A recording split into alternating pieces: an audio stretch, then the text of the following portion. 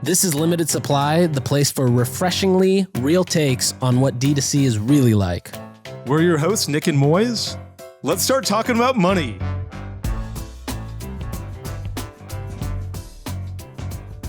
All right, first episode. Here we go. Let's go.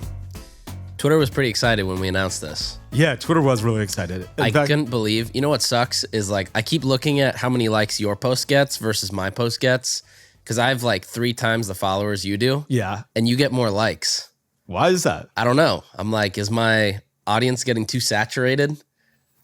You know, it's probably, I think I was the person who announced it, so it probably just gets That's a true. little bit more attention. Sure. I was like the original tweet. Yeah, but the I'm not algorithm sure. favors you. Yeah.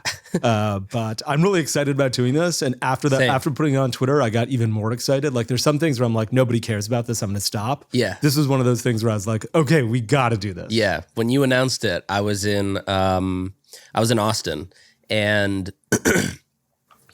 you know, the people around me were like, "Oh, I didn't realize you were doing this. You didn't mention anything." And I was like, "Oh, yeah, you know, it's whatever. Yeah. We're just doing a podcast." Yeah, Like, that's right. me and Moiz talk all the time. Yeah, that's right. And they're like, "No, that's a big deal. You gotta tell us when you're doing something like this." Yeah. Yeah, we But- have to make it a big deal, I think. Like, we have Right. to make it really good so that we want to do it and that other people really love it. Like, the engagement Exactly. on Twitter really gets me excited because I'm Right. like, oh, people care. Yeah, people wanna and want to listen. hear about this. Exactly. Yeah. Even now, I just tweeted out, you know, like, I'm about to go talk with Moiz. Drop a bunch of things you want us to talk about, and we got a good amount of stuff here. Okay, fantastic. But let's so- start with why we're doing this. Perfect. And, you know, I think a lot of people would not be like, you know, I think the reason that I want to do this or I got excited about it was because we would go to all these workout classes and then we would jam about direct-to-consumer stuff for a couple hours. And then I'd be like, okay, I need to go home and start working right now. And it would just be like great because it was unadulterated and it was from someone who knows what's going on in the community, which is you. And someone who was like, okay, I understand when people are just giving me bullshit. Yeah. And when people are giving me like honest and valuable information. And so I thought that was super valuable. Like whenever we had that conversation or every conversation we had, I'd be like, let me go home and work right now because I'm super jazzed up about e-commerce. And I'm like, you know, I just got a bunch of knowledge bombs that I need to go put to use. Yeah, I think a lot of times when I talk to people about e-commerce, you can easily tell when somebody's trying to PR filter what they talk about. Yeah. And I think one of the things I love, like texting you like, hey, let's go work out, is because I just know for, 2 hours after our workout, I'm just going to get to suck all the information out of you too. Yeah. And So and it's good. all like real stuff, Yeah. you know? And it's just super valuable. But yeah, and I think, just the fact that you're such an advocate for bootstrapping is Yeah. like the other thing that resonates with me a lot because Yeah. I'm Indian too, so I'm cheap. Yeah, that's right. And, it's not in our blood to go just raise a bunch of money to do something. It's like, let's put in the work and figure it out and then see if there's that opportunity. Yeah. I think that bootstrapping is great. You can have small outcomes that are really meaningful. Right. Like my outcome was relatively small in the grand scheme of things, but incredibly meaningful for me. Yeah. And I think it really started back in like 2016, 17, 18. I'm sure it started before that actually, and I just didn't hear about it.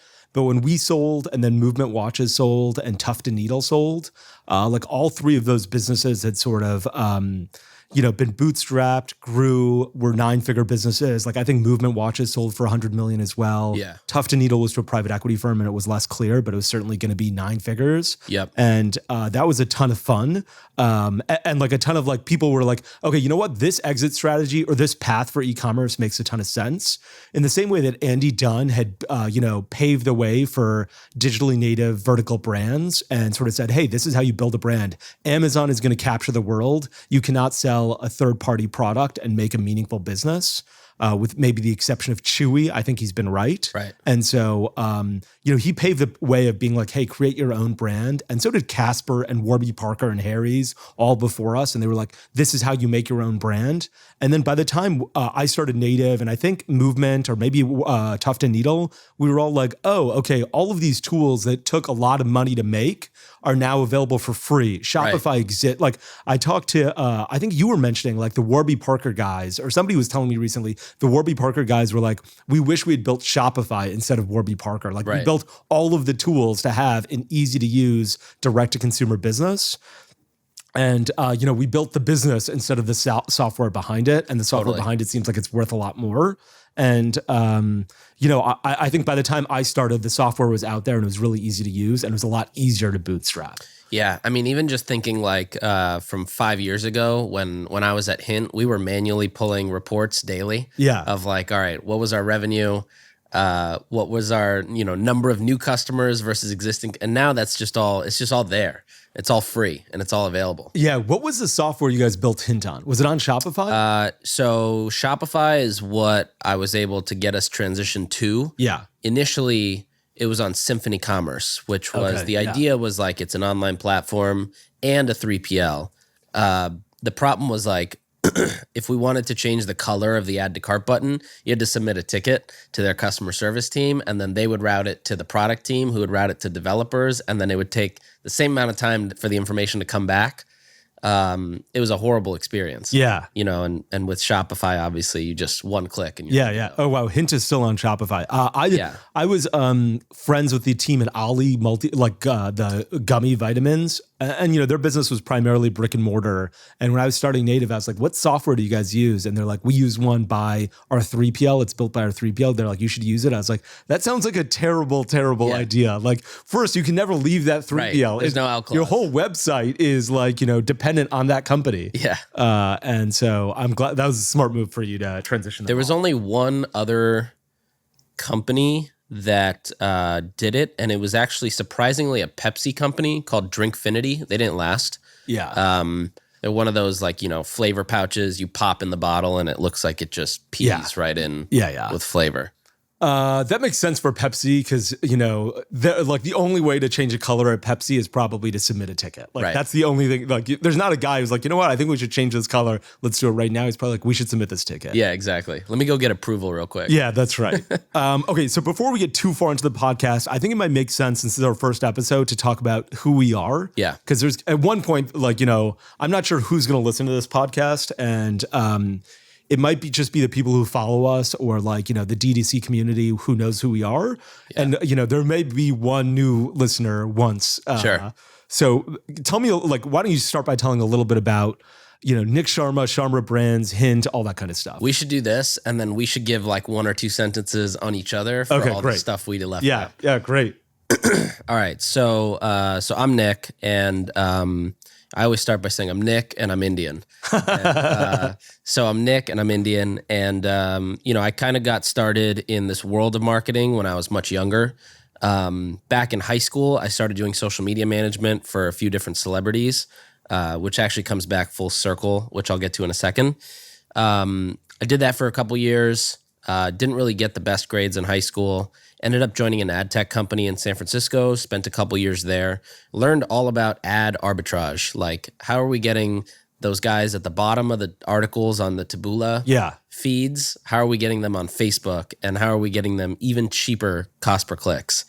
So did a bunch of that. And then I joined a company called Hint Water, which is a flavored water company, which you happen to be an investor in. That's right. And spent 2 years there, built out the e-commerce and digital side of that business. Then I came to New York, joined an agency called VaynerMedia for 2.5 months, realized that the agency life was not one I wanted to live. And then I started consulting here and there. So everything from, a beverage brand like Lemon Perfect all the way to then Cha Cha Matcha. And then it just started getting bigger and bigger. Pill Club, Rock Nation.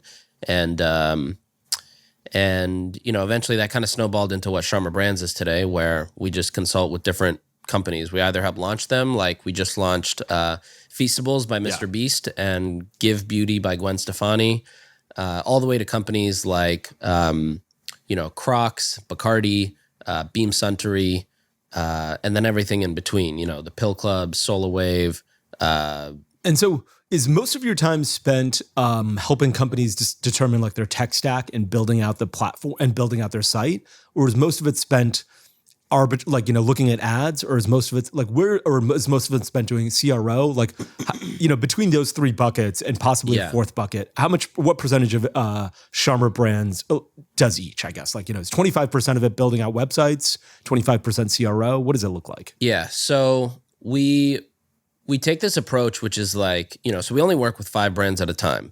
And what that allows us to do is like create insanely custom, scopes, you could say, for each client. So for example, a client comes to us and says, hey, we are spending, 20 grand a day on Facebook. We need to get to 50 grand a day without losing efficiency.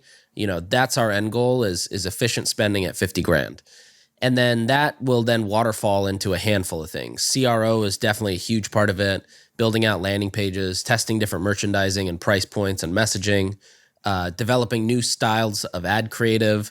Sometimes that'll even mean like we'll come to the table and say, hey, we think we should be putting out advertorials or whitelisted influencer content, running media behind it. And so we'll take care of all of that. The idea is like we put together this whole kind of playbook, and then everything that we present is something we can do. So if that means, for example, with Feastables, one of the things was we want to be able to get reviews in really fast because we know the power of having so many reviews. So that then waterfalled into, all right, so we need reviews fast. Let's go get a reviews platform that is that is doing betas and alphas with SMS companies, because we know that this Gen Z consumer, it's rare that they're going to open their email and click something. But if we can text them and say, hey, send us a review, and they can reply and that becomes a review, we can get that review pretty fast. Wow. And so then all right, so we've got the review platform and we know we need an SMS platform, and then everything also has to be on brand. So the review platform, we'll go find a platform. In this case, it was Okendo, and then we'll go and negotiate on the client's behalf. So we're not getting market rates, we're going in and getting better rates. And then same thing for SMS. We use Postscript. So we went in, we negotiated with their team. And then even a step further to make it on brand, for Mr. Beast, we got the phone number 69420 because that's on brand for him. And then implementing all that and putting it together so that it actually ships at the end. And so like that's like one of the little pieces of that big, scope that we pulled off for Feastables. Okay, so you said you work with 5 brands at a time. What are the 5 brands right now? Oh, I don't know if we can talk about all of them. Okay. What are 2 of them? Sure. We'll say Feastables is one of them. We'll say 100 Thieves is another one. 100 Thieves? Yeah. Okay, gotcha. Have you heard of 100 Thieves? No. So 100 Thieves is like, there's this whole industry of esports and gaming. Yeah. They're basically the biggest company there. Got it. Okay, so it's not this clothing company that's called 100 Thieves. Actually, that probably is. Yeah, because that's their merch that they sell. Got it. Okay. Yeah. So Sharma Brands is one big part of my day. The second one, we have this branded content studio called 1180. And 1180, it stands for it's actually the penal code for speeding in New York. So the idea is like we're fast and we'll acquire customers a lot faster than you. I love it. So with that, we create a bunch of branded content, written and creator content. And we run all the ads. And the idea is like we can just acquire customers more efficiently than you can. You know who was doing that for a while is The Fascination. Yeah. It was very similar to The Fascination. Gotcha. Different in the sense that, so like The Fascination would create content and put it up. But like with us, and that's pretty much the end of that engagement. You can pay The Fascination to license their Facebook page and Instagram page to run the ads. Got it. With us, it's like, Milk Bar comes to us and says, hey, this is our current CPA internally, and this is what we have coming up in terms of launches or what we want to promote. Yeah. And also, this is our goal CPA. So I'm just making up numbers here. Let's say our internal CPA is, $25. Our goal CPA means like if we hit that CPA, we've got an Amex Black Card. We're spending as much money as we possibly can. Yeah. Our goal CPA is $20. And so we are now incentivized to create as much content as we need to hit that goal CPA and then just basically scale. Yeah. So that's what's awesome about 1180. The third one is one I just started a couple weeks ago, which I think was like heavily inspired by you and also just listening to the My First Million podcast, because everything is all about bootstrapping. And so, that's a business called Hooks, which is just like, we just make landing pages as a service. Got it. And so, with Sharma Brands, one of the biggest asks we always get is, hey, I have this product launch coming up, or we're running this sale, or Black Friday's coming up. can you build us a landing page for this? And we were doing them one-off for some of my portfolio companies, but it was just taking away from the core business. And so I just thought, all right, let's, I'm gonna pump this in my newsletter once and tell people to fill out a form if they would do this. We got a ton of signups, and then that was enough validation for me to launch. Are you using your own custom software to build landing pages, or are you using like no? So we use Unbounce. Okay, gotcha. Yeah, and the idea is that if you go to most landing page vendors today, they're all building on custom code, which is great because you can get super custom. Yeah, but the problem is like you can't edit it as a marketer. Yeah. And again, it's like you have to submit a ticket. For sure. And then what's the biggest win you've had recently building landing pages? Like what were for Feastables, because you talked about that brand, or 100 Thieves, or another brand that you can talk about. Did you build a landing page and you're like, wow, this really worked, and it was awesome? Yeah, I would say one of our OG wins on the landers is actually with Caraway. Okay. And with them, we were able to drop CPA by 30%. Okay, and what was the win? The win was just better conversion. But was it like an entire redesign, or were you like, you know what, we moved reviews to the top? This is what we did. Yeah, so we did a couple things. One is we just looked at all of the customer service inquiries and all the Facebook comments and just said, all right, what are people asking about? Yeah, we made a list of everything people ask about, and then we laid that out in the page. The other difference is like with the landers we make them look like they're not product pages. We make them look like they're microsites. And so the idea is that somebody comes to this page thinking they've just gotten to the homepage, but it just takes one scroll till you're at the end. And by the time you're at the end, you're pretty much convinced. Yeah. And so a lot of it was driven by social proof, especially because the price point is high. What were a couple of the things that you found that they didn't have? So you said like you looked at their customer service tickets and their Facebook messages. What were the things that they're like, okay, you need to emphasize these two things? I would say, well, there's two things. One was just the fact that like if you go to their site today, you have to click around to get to the product page to get to the information. So the biggest win was just putting everything there. Got it. So that you don't have to click around. Yeah. Have I told you about the Kim Kardashian saying that I have? No. So I always like to say like your potential customer is Kim Kardashian walking the red carpet. You as the merchant are the assistant to Kim on the red carpet. And if she has to go anywhere to get information at that time, you're not doing you've it. already You're fired. lost. Yeah, you're done. And so so that's how we treat it. Now, one thing I will say that we do, which I think everybody should do, is so a lot of times the first thing we ask for is, all right, where can we go find your reviews? And so Caraway, for example, has, tens of thousands of reviews. And so what we'll do is we'll spend an hour, we'll read through all the reviews, and we'll make a list on the right side with tallies. So if somebody says, I love the way these look on my countertop. Yeah. We put, aesthetics and put I'm with you. And then we'll reverse the page to say, all right, we're going to start at the top, focusing on whatever gets the most, and then, slowly work our way down. Yeah. That makes a ton of sense. You're just saying, okay, what do customers care about the most? Or exactly. Where's the biggest N when it comes to complaints? Yeah. Okay, awesome. And when did you start Sharma Brands? When or why? When? No, I know why. January 2020. January 2020. Wow. So 2.5 years old. A bit over 2 years. Wow. Yeah. Okay. That's bananas. I thought, I just feel like you've been associated with it for 50 years now. Yeah. So I'm like, I assumed you started it at the turn of the century. Yeah. The last century, actually. Right. That's awesome. Okay. Yeah. Fantastic. Okay. So let me tell, like, I'm supposed to say one sentence about you. Yeah. One or two sentences. You and I met in Vegas at Shop Talk when you were still at VaynerMedia, and I thought it was ridiculous that you were working there. And I remember us meeting, like, after we met, I was like, hey, let's chat for 5 minutes by ourselves. Yeah. And I was like, you need to leave. And you're like, I'm already leaving. And I was like, this guy knows what he's doing already. Because I was like, it was a ridiculous pitch that I heard from VaynerMedia. And I was like, I remember someone telling me Gary Vee turned down $500 million to sit on the board of a company. And I was like, when someone said that to me, and I was like, I don't think you know what $500 million is. Like, Barack Obama is not getting $500 million. Barack Obama, Bill Clinton, George W. Bush, and Donald Trump could join a board and nobody would pay him $500 million. Like the CEO of P&G gets paid $18 million a year. Right. Not $500 million a year. Yeah. I was like, this is an insane amount. Like you're talking about Tim Cook level money. Right. And that was when I was like, okay, I'm not sure what people are thinking about at VaynerMedia. And we had that conversation, and you're like, yeah, this is, I'm on my way out. And so I was like, okay, good. I've talked to Gary Vee. I think he's great. And I think he's much more realistic about life than some of his disciples. Yeah. And so I appreciate that. I just thought that there was a lot of blind faith going on in that organization when I heard that. Yeah.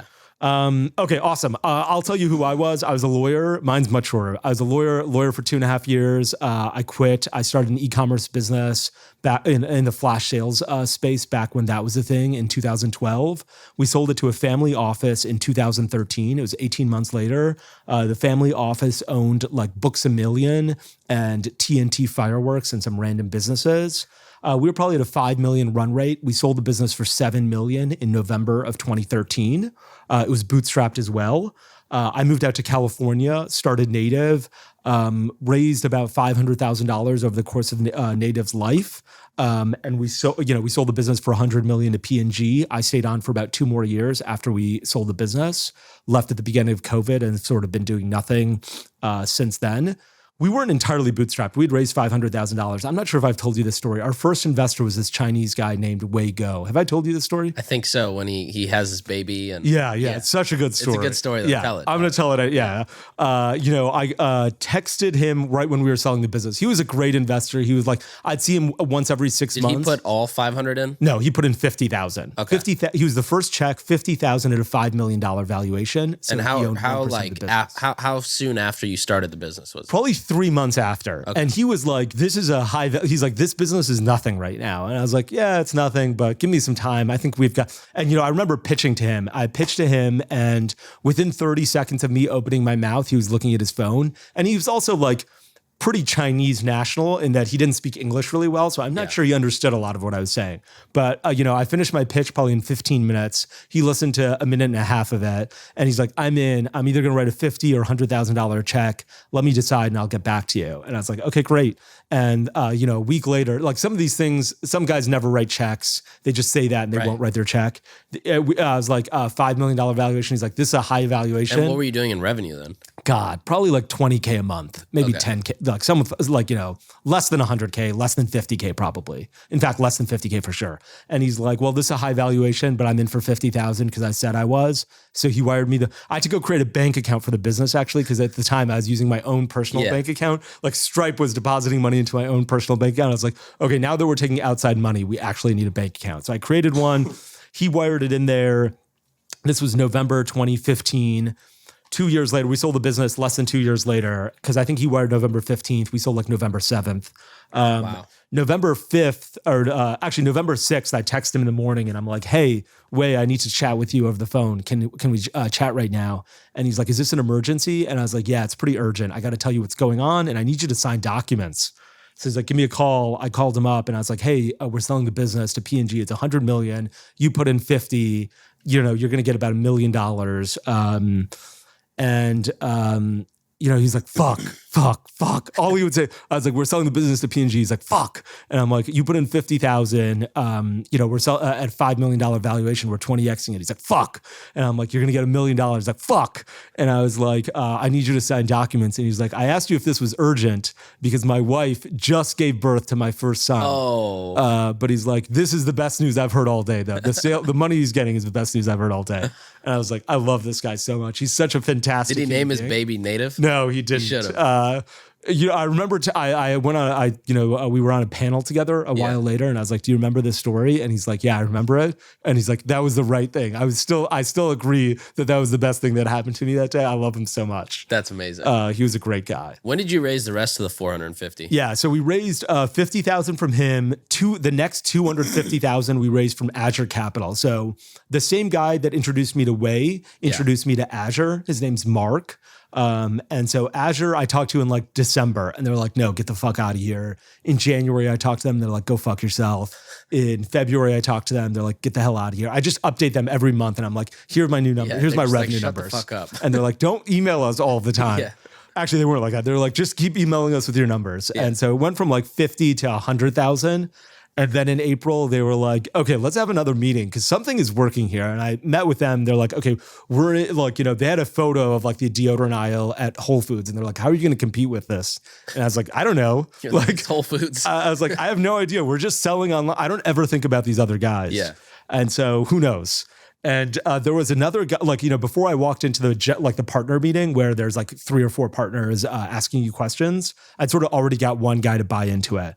You walk into the other partner meeting and there's other partners, the general partner meeting. And I researched a couple of the other partners and one guy was like, he had this spiel about Amazon and I basically, like he had written an article and I read it and I walked into the meeting. At the end of my speech, I basically regurgitated the spiel that he had given. And he's like, this guy is so smart. Genius. Yeah, I couldn't believe, he's like, this guy is so smart. And I was like, thank you. And they're like, okay, great. We're going to write the check. And I was like, I just read something you wrote and just spit it back out to you. And they're like, this guy's really smart. We got to give him the money. Anyway, they wrote 250,000. So that what was the 300. purpose of the capital, by the way? And how much did you start with? Because you sold for $7 million. If you had a partner, we sold for $7 million. Yeah, I got half that. Okay, how much did you put into native? Probably like $1,500. Oh, very, wow. So very like little nothing. amount of money. Yeah. Okay. Almost nothing. And like, the first 50,000, we might have needed, I don't really remember. The 250, we definitely didn't. Because at that point we were making money, we were doing 6 figures of revenue a month.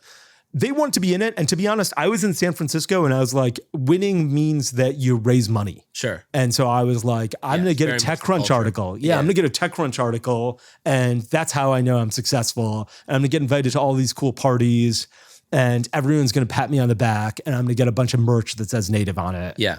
And I'm going to send it out to people. Like and your backpack here. Yeah, like my backpack here. Yeah. And that's how I know I'm a real business. Yeah. And so we raised this 250K and we didn't like really use it and we didn't get a TechCrunch article. Yep. And nobody knew we existed.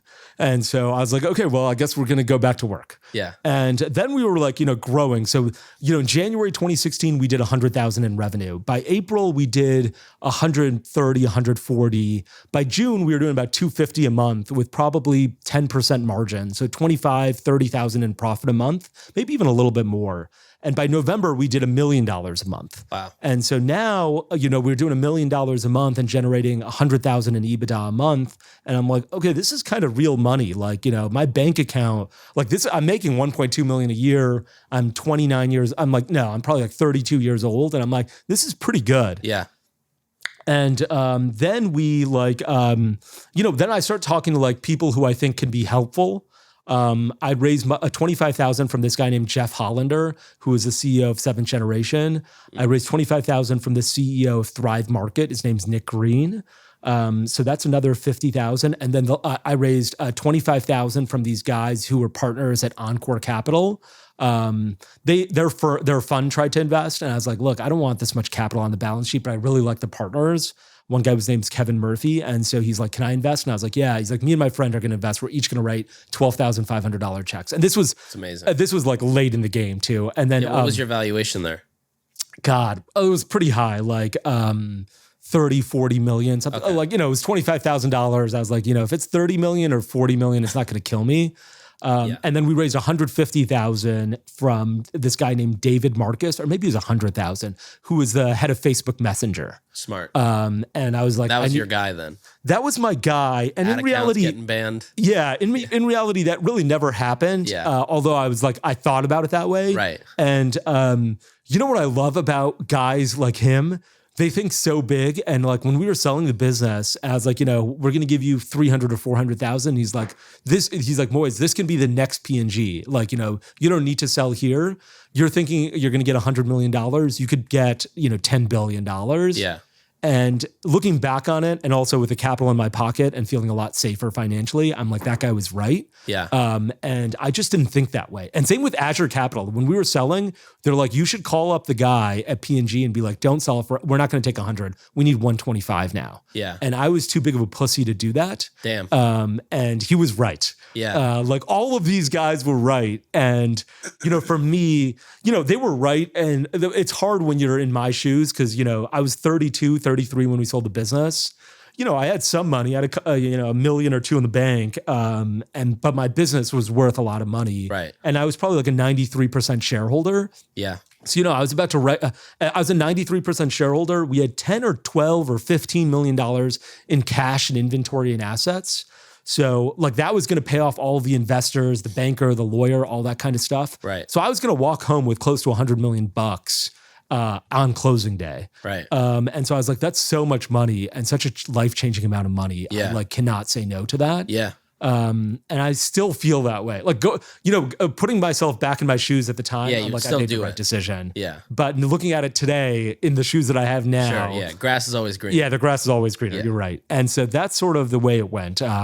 That's who we raised money from, the path we raised money from. And the guys who were most helpful were probably the Azure Capital guys and Nik at Thrive Market. And David was great because he's, he just knows everybody. And he introduced me to another guy whose fund I invested in, Mickey Ribbit at Ribbit Capital. And, Mickey's great. David's great. And Paul from Azure and Nik at Thrive, like I would call them up when I had problems. And the best part was they would never call me up. They were like, you do your own thing. Yeah. And when I called them up, they're like, where's the business today? And then they're like, okay, what's the problem? And when I had a problem, they never made me feel like I caused it. They weren't like, why did you do this? Why did you do this? Why did you do this? They're like, we're in it together. How do we solve this? Yeah. And that was an incredible feeling. Like they made it, this sounds ridiculous because it feels like they're my girlfriend or we're like in a, significant other relationship, but they made it a safe space to talk about problems. Right. And I feel like a bunch of investors don't, including a bunch of investors that I talk, like, I'm on the board of a few businesses, and I'm like, this board is not a safe space for the CEO to come talk about problems. I would hate to be the CEO here. Yeah. And these guys didn't do that, and that was really fantastic. And whenever I am an investor in a business, I want to make it a safe space. Totally. Anyway, so that was a much longer story of the background about Native. Yeah. But yeah, sold the business. Have invested in a bunch of businesses. You and I have invested a couple together. Okendo, Postscript. Mm-hmm. God, is that the only two that we've done together? No, Cadence. Cadence, yeah. That was a hard one to get you in. I was just busy and not paying attention to it, but the numbers spoke for themselves. Yeah. All right. So a couple sentences on you. So yeah, obviously we met at Shop Talk. Actually, the funniest thing was I remember just walking around there and thinking like, wow, I don't know a lot of the people here. Yeah. And then I see you, there was it was tacos being catered over there, inside. And I remember right outside, under the awning, I remember talking to somebody, and then over their shoulder, I saw you, and I was like, oh shit, that's Moiz Ali. And then we walk up kind of next, up to each other. And I was like, hey, you're Moiz Ali. And you're the other brown guy in e-commerce. Did I say that? Yeah. That's hilarious. And I was like, oh, this guy's dope. But yeah, no, I think I've always enjoyed just chatting with you and just shooting the shit because as you can tell, you're very blunt. And so there's never a filter of oh, this has to sound good or it has to sound pretty. Yeah. And so yeah, I think this will be an exciting podcast for all those reasons. I bought a last Crumb VIP membership. I don't know how much it was $1,000. Yeah, and I probably spent $4,000. Did you invest in last Crumb? No, I didn't. Okay. I probably spent $4,000 because I send out so many gifts to make up for my bluntness. Where I'm like, I was blunt the other day. Here's a box of cookies to make up for it. That's amazing. And that's been people love it. They're very forgiving when they get that box of cookies. That is such a fascinating business to me because it's built so backwards. We were gonna do a Valentine's Day promo with them or help them set up the digital side of their Valentine's Day campaign. And they were just everything that we thought about from a standpoint of conversion or getting the thing. They're just no, they want it completely backwards, and it works so well for them. It does. It's anything that they do, if another business applied, it just wouldn't work. But it's their brand is so strong. Yeah. And they've got this crazy excited base of people ready to go that it just works for them. To be honest, it's just such a good gift because it's hard to get if you're not a VIP member. Right. The unboxing experience is amazing and it's expensive and fun and unique. And so I think that's what makes it so special. I've certainly spent $5,000 with them this year. Yeah. Just giving out gifts. And like I look at my credit card statement, I'm like, wow, that's a lot of money I'm spending on cookies that I'm not eating. But the unboxing, they must spend $30 on their box. Like the box is so nice. Box and shipping. Yeah, exactly. It also has to ship in 2 days. Yeah. Because of the temperature. Yeah, I think they ship it overnight actually. Yeah. I wonder, like, and just to be like, just so we can explain it for other people who are listening and not familiar with the brand, it's basically a brand that does no digital advertising. They drop a box of cookies. I think it's 12 cookies for $140. If you're a VIP member, you get 12 of these boxes for $1,000, and they might have 24 cookies. I'm not sure. I've actually never gotten a box myself. I've never had it delivered to myself. And so it's a great gift. Do you think it can scale? Can businesses like this scale? Because once you remove the this is really hard to get factor, does it just like disappear, or I think it can. So I invested in the business at their last round. Wow. Okay. And it was really, I was like, I don't know what the end game is here, but it is just such a fascinating business. It was more like, I didn't go to college, so this is where I'm getting my learnings from. And so, I thought the same thing. They just bought a massive commercial facility in LA to just crank out more and more cookies. I think the plan is eventually to have some type of evergreen cookie box that's always on, but then, continue doing the drops every Tuesday. The hard part about this business is like, on one hand, they don't have to do any real marketing. So I don't think they've even tested if they know like paid marketing in the way that we think about marketing. Their stuff is so organic and earned media driven and influencer driven and waitlist driven. Does that die? Like, I remember Recess, the brand, Recess, that like CBD drink. Yeah, exactly. Yeah. For like 2 months, they were the biggest thing in the direct to consumer community. Right. Like Matt cans everywhere. The guy, I think he was on the cover of Inc. or like, all over the media. And like once the CEO tweeted out, we've have never spent $1 in paid ads. Right. And I was like, I'm pretty sure your sales reflect that you've never spent $1 in paid ads. Like you should start spending $1 in paid ads. And that's, I always wonder if brands can scale without that kind of stuff. Like Last Crumb is amazing. If you open it up, can you run paid ads? Are people going to be like, great, $140 for a box of cookies? It's not hard to get anymore. It's just like a regular. Does it become a bottle of Johnny Walker Blue? Yeah, I think it becomes. I think it's similar to how like Madhappy and Louis Vuitton spend their ad dollars, which is basically just like pushing the brand, like the idea of being a part of that brand. Like Madhappy pushes a lot of content of their celebrities wearing it or influencers going on trips, dressed in all Madhappy. Louis Vuitton does a lot of stuff like with Virgil Abloh, or, they'll kind of push these like live event videos. And it's just like being associated with that identity is what they're advertising. Yeah. And then once you're kind of sucked into that, it's like your intent just gets higher and higher. But, Recess is an interesting example because I believe they did start running some paid stuff and it wasn't as successful. It's also just like the hardest of the hardest categories to run on paid ads. Like beverage is hard, and then beverage with CBD and ingestible CBD is not really allowed.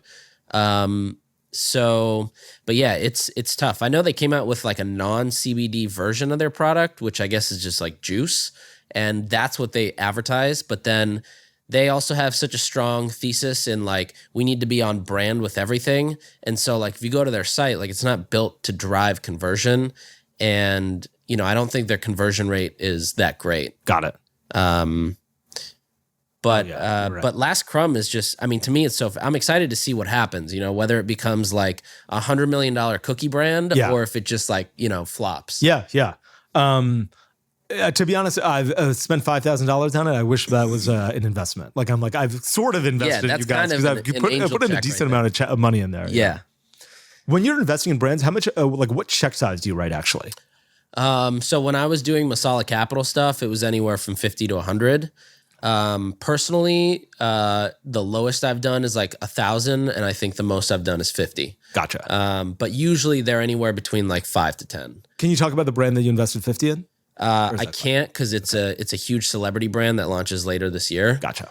But there's a couple at 25, and then I think majority of them are at 10. Got it. Yeah.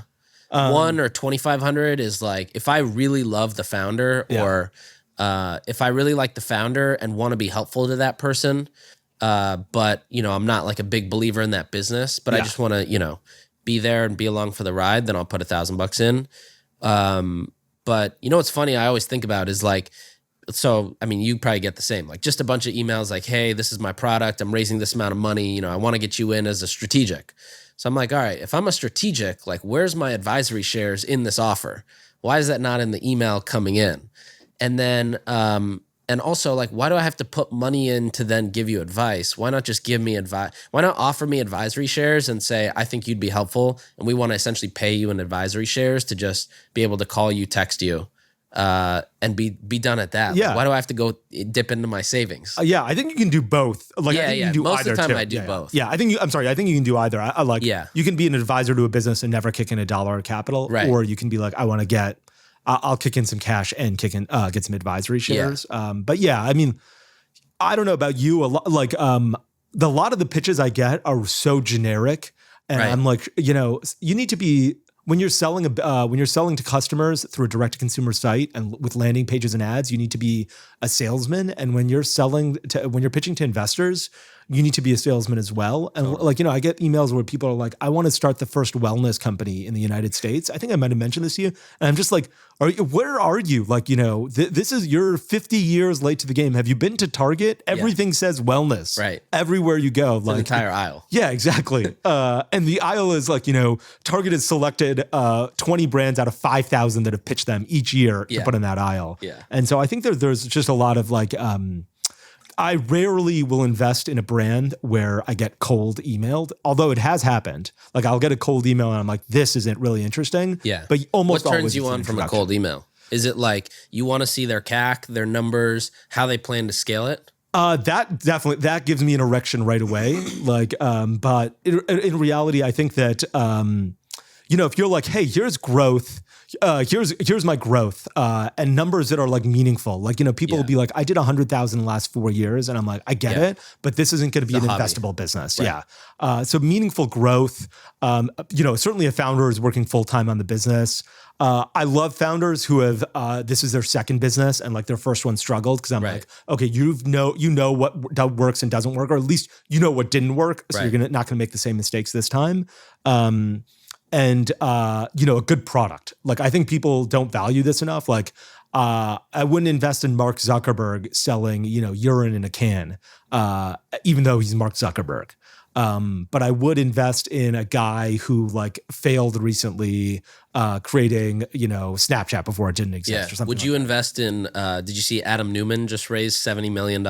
I did see that. Would you invest in that? I don't know what he raised $70 million for. I don't think anybody knows what actually the product is. Yeah, okay. Supposedly like, have you heard of like Neutral or EcoCart? Yeah. I think it's like that for crypto. I think. I didn't really look into it. Okay. But my first thought was like, oh, A16Z led it. They're probably just waiting for their markup and then they're out. Maybe. I don't know how I think A16Z usually like sits in businesses for a long time. And, you know, they were an investor in my brother's business. And I remember, I've got this great story. So I was in San Francisco when my brother was raising money for a business called TinyCo. Yeah. He was probably like the fifth investment or something like that Andreessen Horowitz ever made. Right. Mark Andreessen sat on his board. And so they were pitching. And so Solomon was driving, like, you know, I was in San Francisco and Solomon's like, I'm pitching Andreessen Horowitz today, come with me. Yeah. So I got in the car, we took a zip car down there. You know, it was classic Salman Ali. We're 45 minutes late. Solomon is like typing the, you know, pitch deck on like he's driving 150 miles an hour and typing on his computer on the way down there and like driving with his thighs. And I'm like, this is classic Salman Ali. I know, because that's exactly like, you know, I'd have to read him his biology textbook on the drive to high school. Yeah. Because he's like, we have an exam today and I've never read this book. So just start reading while we're driving there. And so we get there and, you know, he starts the pitch and Mark Andreessen is like, who are you? I'm like, I'm just visiting San Francisco. I'm this guy's brother. So don't listen to me. And so the entire pitch is in Times New Roman, all caps, size 20 font. And there's like, you know, 10 slides. And Mark is like, I really like the amount of, you know, design, effort you put into this pitch. And someone's like, yeah, I'm busy. I'm like running a business. And Mark was like, I found there's a correlation between how crappy the deck looks and how good the business is. Yeah. Like the crappier the deck, the better the founder is spending time on the right thing instead of making a great deck. Right. And, Natives was also that way. When we were pitching, it was, complete garbage. Yeah. I mean, I feel like your brand design identity was also super scrappy. Yeah, that's right. It was a mix of two companies, right? That's right. It was a mix of Casper and Harry's. Yeah. And I met with the Harry's. Like going back to the site, it's so obvious. Yeah, it's so clear, right? Yeah. It's so You didn't hide clear. it. I didn't hide it. But it was so good. In part because I was like, we have no money, we have no designers. I'm going to spend 30 seconds on designing this site. And I built the first version of the site myself. Yeah. And I was like, okay, logo, what we're going to do is Harry's just typed out their name. Yeah. Why are other brands not just typing out their name? That seems really easy. And I met with the Harry's founder a couple weeks ago at Soho House here in New York. And I was like, he's like, you did such, he was like very appreciative and like, he said amazing things about Native and he's such a nice guy. And I was like, embarrassed, but I was like, hey, we stole your font. And I went to your website, looked at the font, and decided to use the exact same one. And that was that is where the research came from. And he's like, yeah, probably that looks like it did. And I was like, he was very nice. He wasn't like, what the hell are you doing? Yeah, go for it. And then we stole Casper's colors. And I remember their blue I remember the hex color still, 00237E. Yeah. And I took that blue and put it all over Native. And now we've spent, it's a $200 million brand and it's still using the exact same colors. And I'm like, amazing. And the same font. I'm like, wow, that brand really worked. Yeah. That's like another reason I love talking to you is because you just realize you don't need all these fancy bells and whistles that like all these, DTC news sites talk about. Like these fancy agencies charge you $500,000 to build a brand. And, I think people try to buy a shortcut to building that $200 million brand. And when in reality, they're just getting a PDF with a bunch of designs. And obviously they look beautiful and they look great, but you still have to go build the brand. Definitely. And look, what do you think that agency is doing? They're going to Harry's and Casper and Allbirds and being like, okay, these are the colors that everyone's using. Exactly. Let's go mix those together and create a slightly different brand identity. Right. But if you look at like Red Antler brands, they're not dramatically different. Like they often look very similar to each other. Totally. So I'm all for borrowing from other guys. Borrowing's, I was going to say stealing, but I mean borrowing from other brands. And, it's safe. I was like, look, we're going to be able to build 80% of the brand on our way there and we'll see what happens. And so the first version of Native, the homepage did not have a single stick of Native deodorant because we didn't have any sticks in like lifestyle shots. Yeah. So it didn't have any. It didn't have a single bar of Native. It just had Native in text. Yeah. And there was a photo of a really nice bathroom, and that was it. Was the domain Native COS? Yeah. Why COS? Great question. Just the only one that was cheap? Correct. Yeah, it was the only one that was $9.99. And people are like, is COS stands for cosmetics or companies, or what does it stand for? And I was like, I got no idea. Yeah. It was $9.99 and it's still working, so it's fine. That's awesome.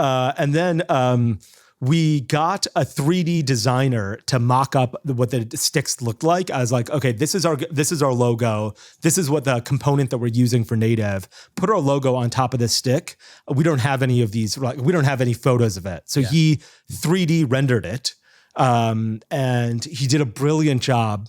So much so that when we sold the business, we'd still never taken a single photo of Native deodorant. It was still all 3D renders that this guy had made. Wow. Like we'd have a rose coming out of stick of Native deodorant and use that in an email or on Instagram. Yeah. 3D rendered.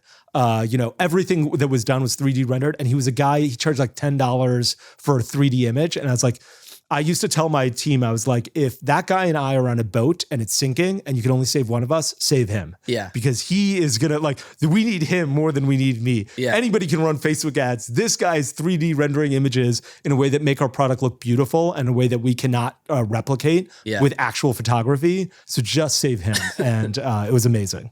That's amazing. All right. So we didn't even get to any of the stuff yet. Yeah. And I think we're out of time. I think we got about 5 minutes left. We got 5 minutes. Yeah. Okay. So let's talk about startups and valuations. Okay. That sounds good. What are you seeing actually? All right. Let's start. So obviously I feel like we just came off this bridge or short drive of like all these companies software companies mainly being valued at 100 million. Yeah. Like companies right out the gate, pre-launch, maybe a couple beta customers, they're definitely not paying. All at 100 or some of them maybe over. Yeah. And a lot of those, I thought it was almost ridiculous that some of these were raising because I'm like, well, how are you going to raise your next round? Like you're kind of screwed if you don't make it, you're screwed.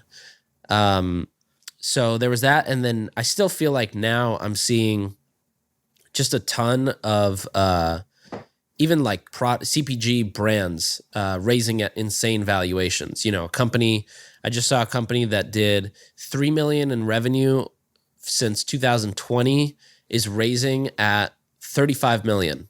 And I'm just like, okay, so 35, you know, by the simplest of VC rules, if that exits at 350, I just don't see how that exits at 350. Yeah. Yeah. You're going to have to do $100 million in revenue. Yeah. And basically, yeah. And so you're going to have to raise a lot more, dilute yourself. It's going to be a higher valuation. You'll never get there. Yeah. And then, yeah, I don't know. I've been passing on a lot of stuff recently just because I'm like, it's just overvalued. Yeah. There's only one business that, there was one business, which I think you're in too. Are you in Jambies? No, I'm not. So Jambies was one where I was like, you know, I saw their deck and I think I jumped in at the 5 valuation, something like that. And, you know, at first I was always been a fan of the product. Like the first time I met these guys, I was like, oh, I love these guys get it. Yeah. They're really scrappy with how they go produce their stuff.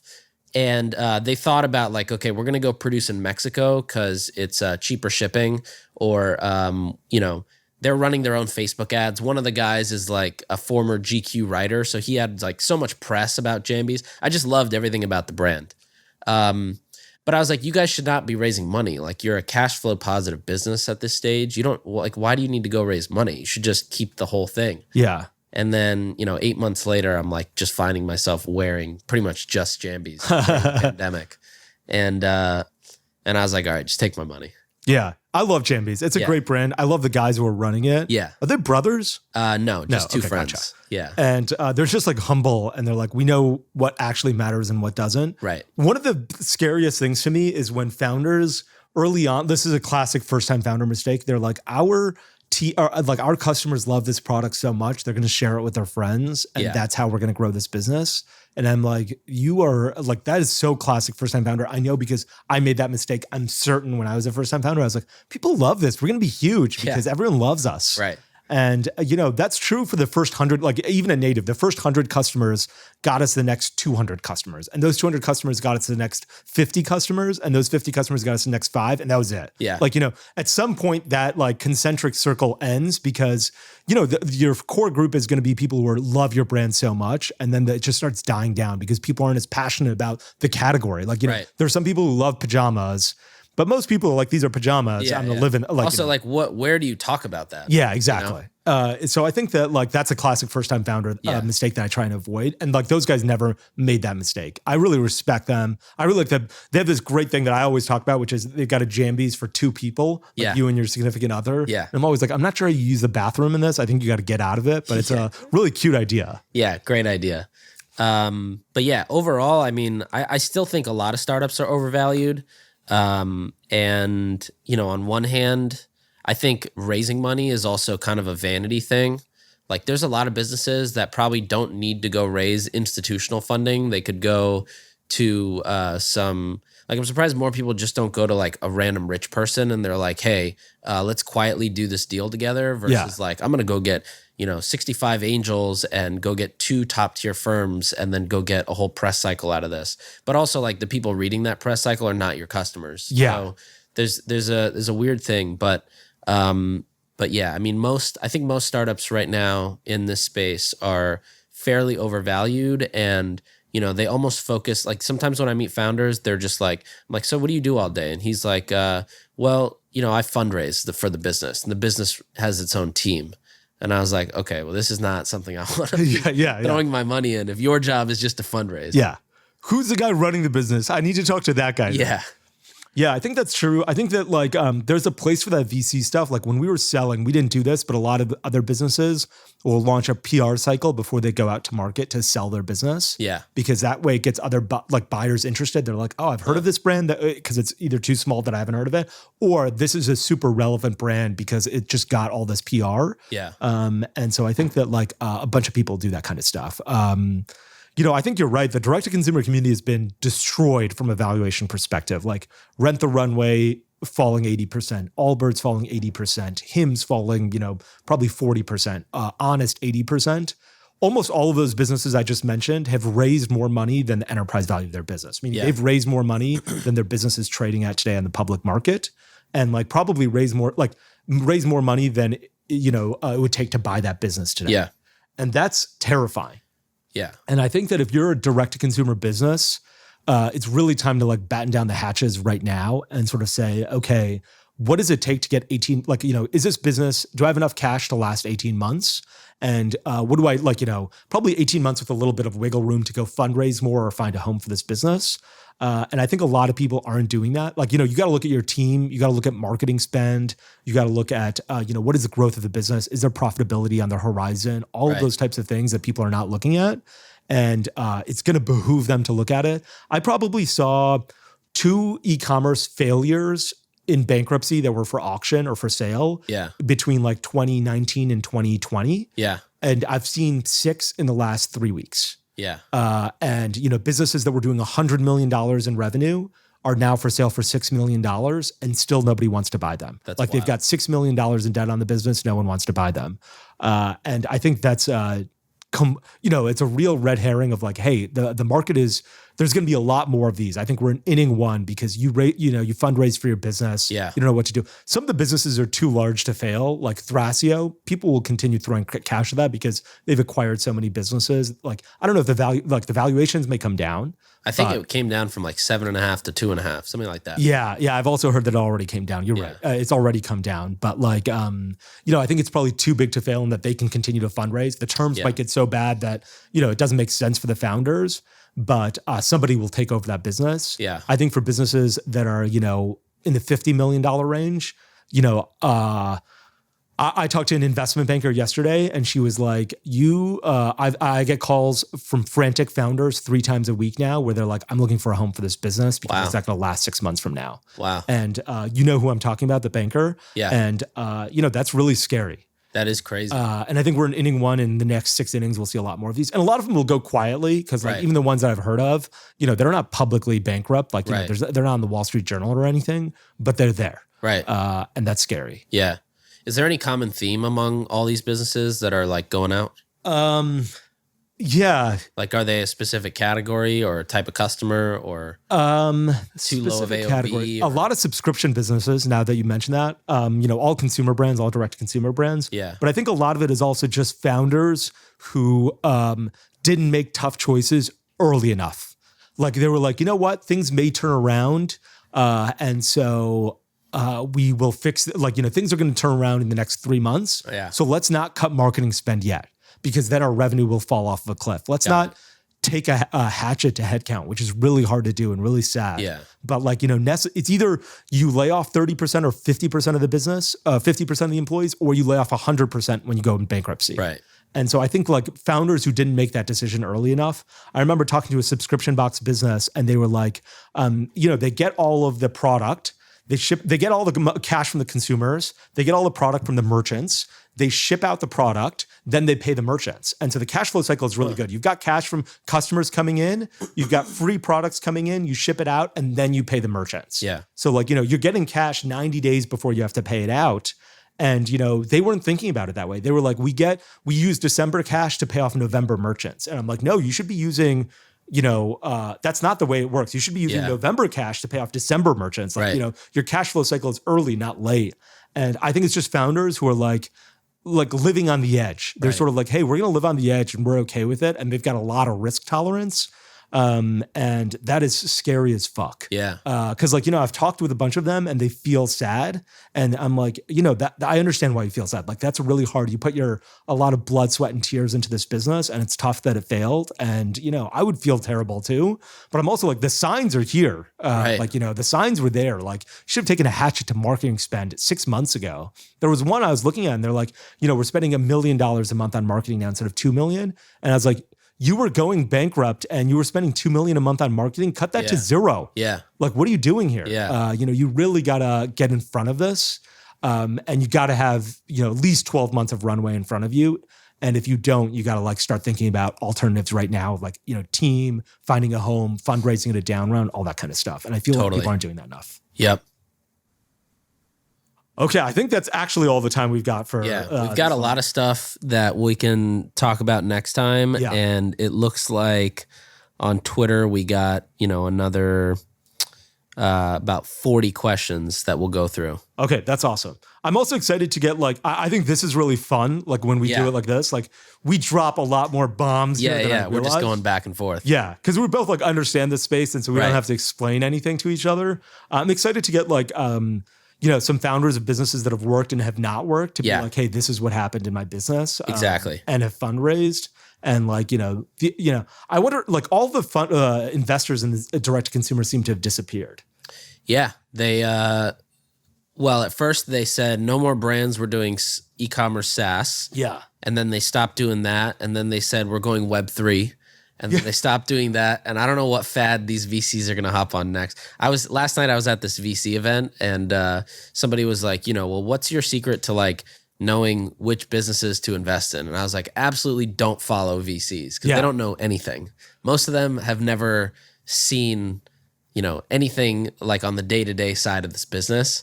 And they wouldn't know how to interpret it. They wouldn't know how to read it. Yeah, I could not agree more with that. Like, I remember there was a partner at some big VC firm who tweeted out and he said, Away Luggage is an amazing brand. Away Travel is an amazing brand because they live in and they have a differentiated product as opposed to Casper mattress. Right. And I remember being like, are you a fucking idiot? These people are selling luggage. Have you never seen luggage before? Yeah. Like I can name 3 brands off the top of my head that sell luggage and I buy this once every, 10 years. Right. You must be, and he's like, I replied to that on Twitter. I was like, look, avoid VCs. Look at how stupid they are. And he was like very upset at me. And I was like, this was a stupid thing to say.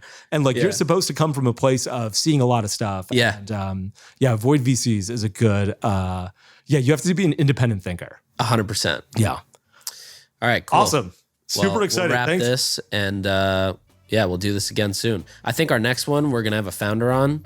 And so we'll continue this list after. Awesome. Cool. Thanks for tuning in. We'll be back next time to cut through the noise in CPG, retail, and e-commerce. And if you enjoyed this episode, then why not share it with a friend? And be sure to subscribe on whatever platform you listen to your podcasts on.